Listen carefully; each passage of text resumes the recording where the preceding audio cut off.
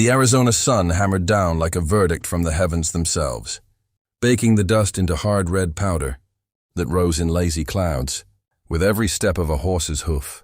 Nathaniel Carter rode slow past the general store, a lean rancher whose land ran from the winding Verde Creek all the way to the Crimson, buttes that stood like silent red giants against the sky. Branding season had the whole town working double, and every man knew his name, yet he never wasted breath on boasting. That morning something stopped him cold. Across the rutted street, a woman fought alone with a heavy sack of grain, her plain dress patched and faded, her bonnet frayed at the edges. She moved with quiet steel, no begging, no tears, just pure, stubborn will. When she finally straightened, Nathaniel saw her face clear in the hard light. She was black. From the cold stares of the men on the porch and the women clutching their shawls, it was plain she was not welcome. "Leave it," someone muttered low. "Ain't her place buying stock grain around." Here, Nathaniel swung down from the saddle before the thought had even finished forming. "Ma'am," he said, tipping his sweat-stained hat. "Looks like you could use a hand." She froze, eyes wary as a wild mustang. "I can manage, sir." He took the sack anyway, muscles bunching as he swung it onto the bed of her small, weathered wagon. "You already did most of the lifting. Where you headed?" She hesitated, glancing at the silent watchers. "North of the bluff. Got me a little patch of ground. Trying to turn it into a home." He nodded once. "Then you'll need water, and seed more than you'll need there. Talk." He pulled a canteen from his saddlebag and held it out. "Long road ahead. Take it." She stared at him, confusion plain. "Why help me?" Nathaniel shrugged, voice even. "Because no one else will." As he turned back toward his horse, he heard her words, soft but edged with old pain. "No one marries a black girl, sir. But I can work. I can bear children. I can survive."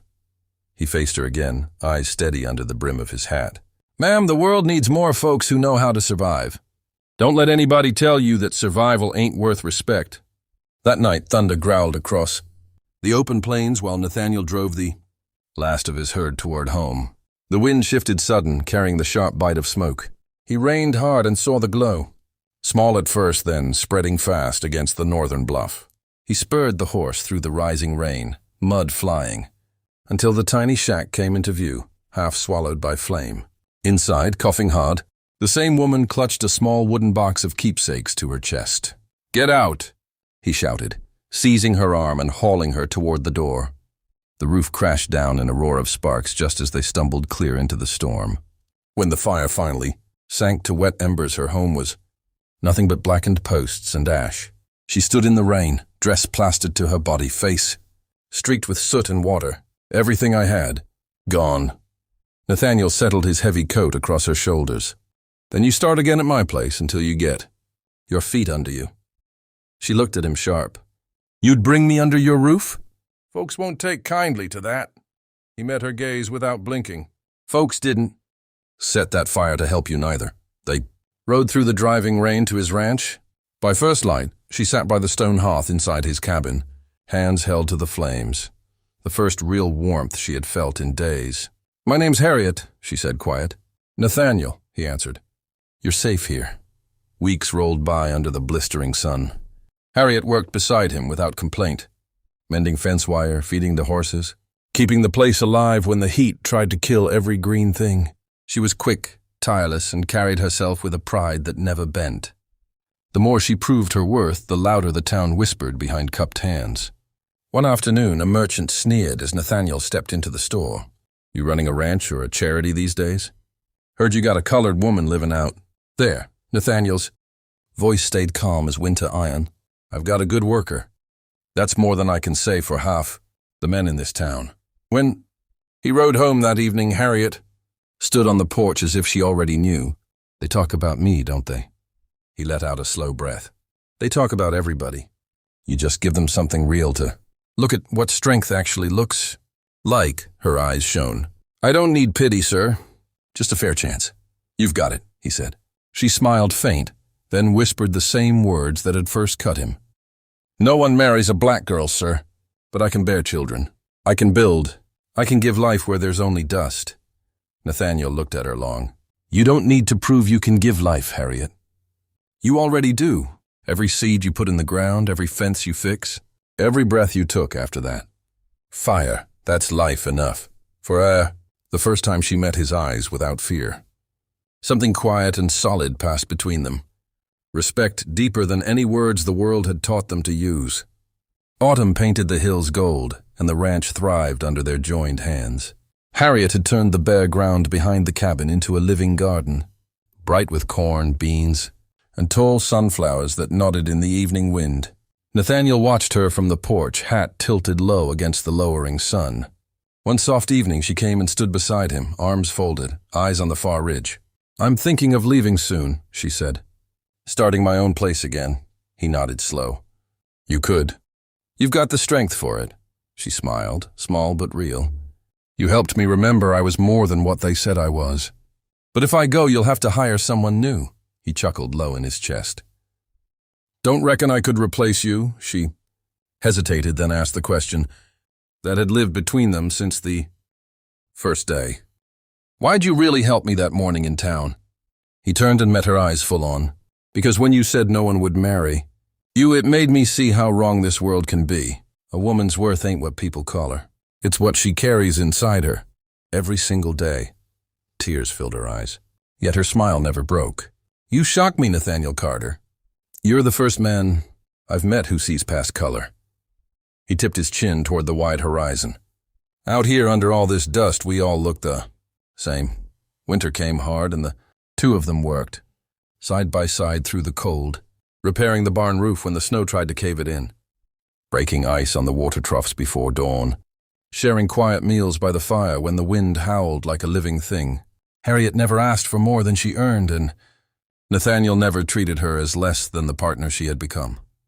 One bitter morning, a rider from town stopped at the gate, face twisted with borrowed anger. "Carter, folks are talking. You keep that woman under your roof much longer, and you'll find yourself short of friends and short of trade." Nathaniel rested both hands on the top rail of the gate and spoke quiet. "Friends who judge a man's house by the color of the person who helps keep it standing ain't friends I need. And trade that can't stand honest work can go elsewhere," the rider left muttering. That night, Harriet sat across from him at the rough table, lantern light soft on her face. "You don't have to keep fighting for me," she said. "I've survived worse." He shook his head. "I'm not fighting for you. I'm fighting for the right of any soul to stand upright without being ground down for the shade of their skin. That's a fight worth having." She reached across and laid her work-roughened hand over his for a single heartbeat. "Then we fight it together." Spring thawed the ground, and they set to work rebuilding what the fire had taken. Not a shack this time, but a proper cabin higher on the hill, above the main ranch house. Solid walls of pine, a stone chimney, a porch that looked west toward the buttes. They raised it side by side, her holding the planks while he drove the nails, him mixing the mortar while she set the stones. Laughter came easier now, quiet at first, then freer. The sound of two people who had stopped, measuring every word against the world's judgment. One clear morning, as they fitted the last ridge beam, Harriet paused, wiping sweat from her brow with the back of her wrist. "You ever think about what folks will say when this place is finished? And I'm still here?" Nathaniel drove the final spike home and leaned on the hammer. "I stopped caring what they say the day I saw you stand in the ashes of everything you owned and still refuse to break. Let them talk. We're building something that lasts longer than their words." She looked at him a long moment, the wind lifting a loose strand of hair across her cheek. "Then let's finish it right." By the time the first green showed on the cottonwoods, the new cabin stood finished, smoke rising from its chimney, a garden already started along its south wall. They were no longer master and hired hand, no longer charity and debt. They were partners sharing the labor, the quiet evenings, and the stubborn hope that the land itself seemed to honor. Word of their arrangement drifted through the valley like smoke, some voices sharp with disapproval, others softer with reluctant respect. Nathaniel paid the sharp ones no mind. Harriet held her head high and kept working. One soft dusk as the sun dropped, behind the crimson buttes, she stood on the new porch and spoke the truth that had grown between them like a strong root. "I used to believe the world had already decided what a woman like me could be. You showed me the world was wrong. Nathaniel came and stood beside her, shoulder almost touching hers. The world is often wrong. What matters is what we choose to do once we see it, below. Them the ranch stretched quiet and alive, cattle moving slow across the grass, the creek flashing silver in the last light. For the first time in either of their lives, the future felt wider than the past. Summer returned with its long, bright days in the ranch, flourished under their joined care. Harriet's garden behind the hill cabin spilled over with more than they could eat, and she carried baskets of corn and beans down to the main house without being asked. Nathaniel found himself watching her more often than he admitted, the way she moved through the rows, with the same quiet determination he had first seen on that dusty street in town. One evening, as the heat eased and the sky turned copper, she came and leaned on the porch rail beside him. "I've been thinking," she said, "about that day you pulled me from the fire. About every day since." He waited, knowing she would speak only when the words were ready. "I told you no one marries a black girl. I said it like it was a law carved in stone, but you never treated it like one. You treated me like a person worth standing beside." Nathaniel turned so he faced her fully. "Because that's what you are. Worth standing beside, worth building with, worth every hard mile. We've ridden together." She searched his face as if measuring the truth of the words. "Folks in town still talk. Some of them always will. Let them," he answered. "Their talk doesn't water the stock or mend the fences or put food on the table. We do that together." Soft wind moved through the sunflowers, and for a long moment neither spoke. Then Harriet reached out and took his hand, her fingers strong and calloused like his own. "Then I stay," she said. "Not as someone who needs shelter, as someone who chooses this place and this life with you." He closed his hand around hers. "That's all I ever wanted you to choose, what you want, not what the world tries to force on you." From that night forward, the valley watched something rare take root. Nathaniel and Harriet worked the land as true partners, sharing decisions, sharing the weight of every season, sharing the quiet joy of a life built by their own hands. When the next branding season came, men from neighboring spreads rode over and saw the two of them side by side in the corrals, her swinging a rope as clean as any cowboy, him trusting her judgment on the young stock. Some still muttered. Most simply nodded and got to work. Respect, once earned the hard way, has a way of silencing the loudest voices. Years later, when the cottonwoods had grown taller and the hill cabin had become home in every sense, travelers passing through the valley still heard the story told around campfires. They heard about the rancher who refused to look away when a woman stood alone against the town's cold eyes. They heard about the woman who lost everything to fire and still rose to build again. They heard how two people from different worlds chose decency over the easy path of prejudice, and in doing so, reminded an entire stretch of hard country that courage and kindness could outlast any storm. The tale was never shouted. It simply lived in the quiet pride of those who had seen it with their own eyes. And every spring, when the sunflowers came up tall behind the cabin on the hill, the land itself seemed to remember.